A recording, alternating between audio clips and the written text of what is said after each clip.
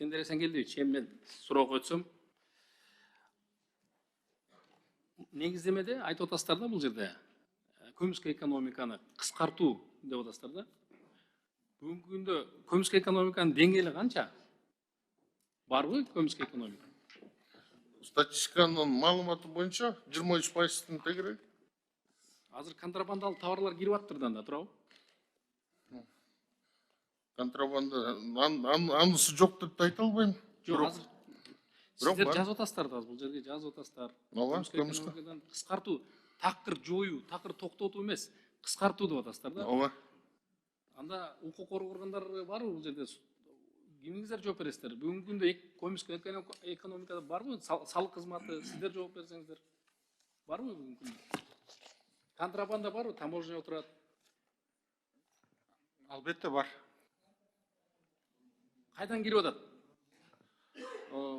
Мисалы бияктан деле Кайсы товарларга контрабанда бүгүнкү күндө ошого сиздер таптыңыздар? Ушул товарлар контрабандалык товарлар болуп эсептелет. Кытайдан кирген, же Өзбекстандан кирген, же Казакстандан кирген деп бир аныктадыңыздар барбы?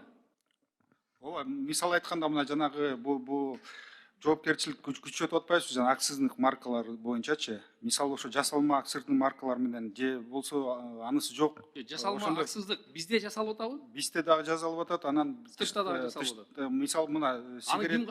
Токтой турсаңыз, бир тарап берейли. Кимдер чыгарып атат? Канча адамды сиздер жоопко тарттыңыздар ошол боюнча? Сотко чейин жетти. Же бүгүнкү күндө иш козголуп атат жасалма акциздик маркаларды жасоо боюнча. Барбы сизде? Биз деген ошондой факттар болсо, биз деген ошону аныктап тиги укуктуу органдарга беребиз. Канча болду ошо штраф канча түштү? Канча адам ошого мыйзам иретинде жоопко тартылды? Барбы? Ооба. Мисал айтканда азыркы учурда 10 айдын ичинде алкоголдук значит продукция боюнча 166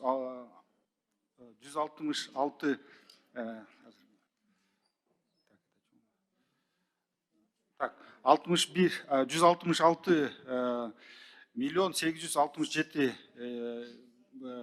миң сомго изят болгон. 166 миллион деп атасыз? Ооба, бияктан ичинде бул арак, анан жанагы табачный изделиялар да. Бул өтө чоң сумма да. Ооба. Турабы? Канча киши жоопко тартылды эми ушул боюнча? Ачыкталдыбы мындай? Чыктыбы сыртка? Такыр ошол жасалбады же сиздер штрафын алдыңыздар дагы кой бердиңиздерби деген? Жок, биз штрафты салынып, анан жанагы мисалы деген ошо кылмыштуу ишке кирип калса, мисалы 100 миңден ашып калсачы, аны деген тиги 166 миллион деп атпайсызбы? Ооба. Ошону деген тиги укуктуу органдарга канчасы өттү ошону? Канчасы өткөзүп бердиңиздер? Азыр айтам.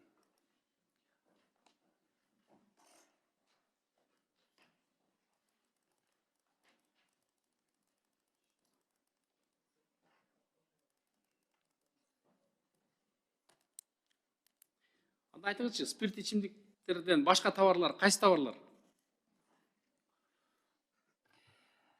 Эми акцизди жасап атышат. Бизде жасап атышат. Кызматкерлер өзүңөр даярданып келбесиңер, маалыматты бере албайсыңар. Кайсы товарлар бар? Бизге ошо тиешелүү ошо акциздик товарларга кирет да. Ошондуктан биз эметебиз да ошо. Анда башка дагы кайсы товарлар? Искендер Эсенгелдиевич. Эми баарыбызга эле маалым болгон, мына көчөдөн туруп ГСМ сатып аткан, бензин сатып аткан жарандар. Алар бензин. Коңшу мамлекеттен эле алып келет.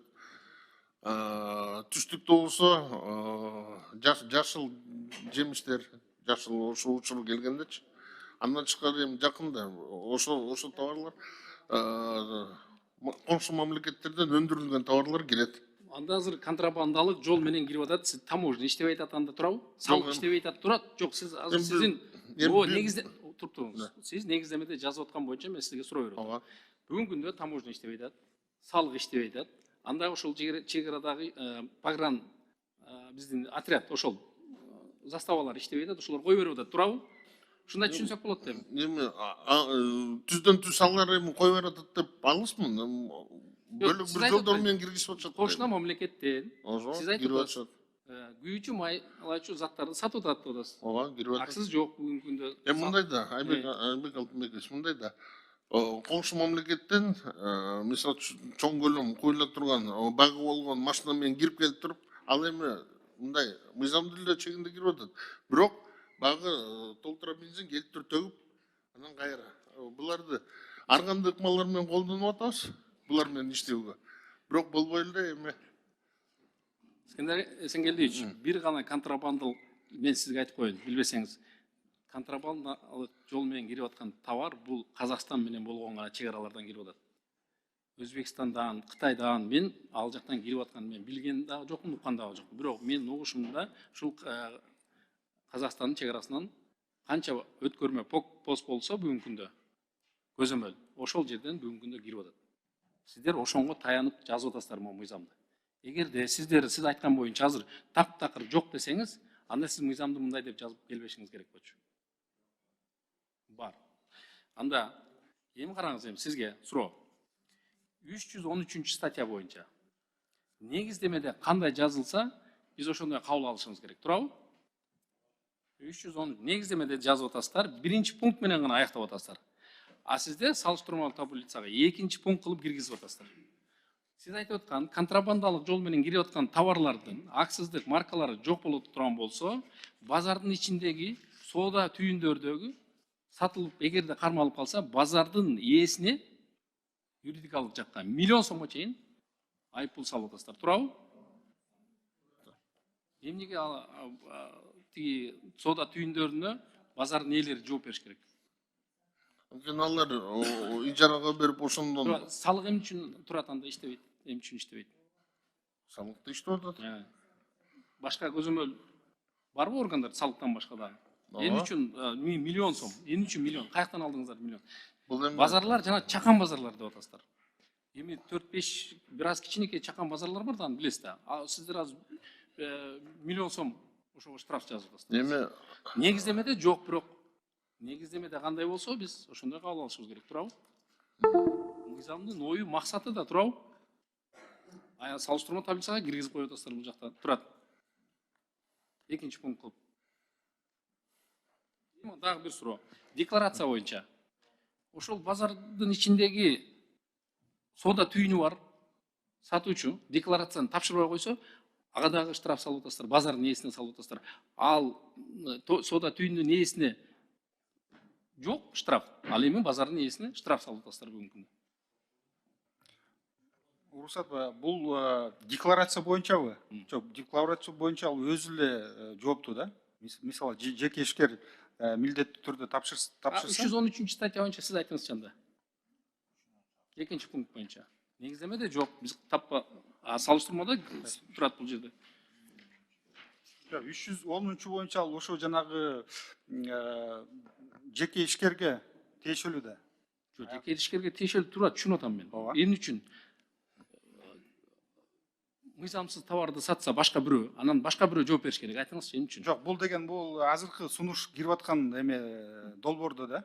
Негиздемеде жок болуп атпайбы? Ооба, анткени бул деген азыр аны сунушталып атат. киргизип коюп атасыздар, эмне үчүн? Мындай болуп атат да, азыркы учурда мына биз деген ар кандай жумуштарды өткөрүп турабыз да. Бул жанагы чет мамлекеттен келатканда дагы аны деген аныкталса ошону кармап атабыз. Анан деген эң көйгөйлүү маселе бул деген жана базарлар болуп атпайбы? Силер билесиңер, мына мисал айтканда Ош базарында деле канча деген ошондой эме жана сигарет, алкоголь сатылчу да. Чакан базарларды эмне киргизип койдуңуздар анда? Болуптур, Ош базары чоң болсун.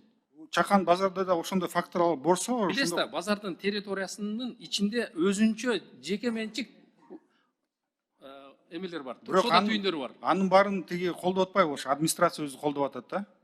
Анан ошондойду киргизип койсок, бул деген биздин максатыбыз анда штраф салган эмес, ушуну карап эметип турсун деп. Искендер Эсенгелдиевич, Кыргызстанда контрафактуу товарлар такыр болбош керек, өзү болбош керек. Сиздер азыр бул штраф менен жок кылабыз деп ойлоп атасыздар да азыр. Жок. Сиз бүгүн бар деп атасыз. Бирок бүгүн ушундай мыйзамдын күчүнө кирип, бүгүнкү күндө иштеп аткан бүт нерселердин бардыгын сиз азыр берги алып келип 23% деп туруп азыр жарыя салып коюп атасыз азыр. Кандай 70%? Көмүскө экономика 23% деп айттыңыз го. Ооба, Сиз айттыңыз да. бул улуттук Анда статистика. азыр эч ким мындайча айтканда иш начар жүрүп атат деген сөздү сиз айтып коюп атасыз да. Улуттук статистика комитетинин айткан маалыматы боюнча мен айтып атам.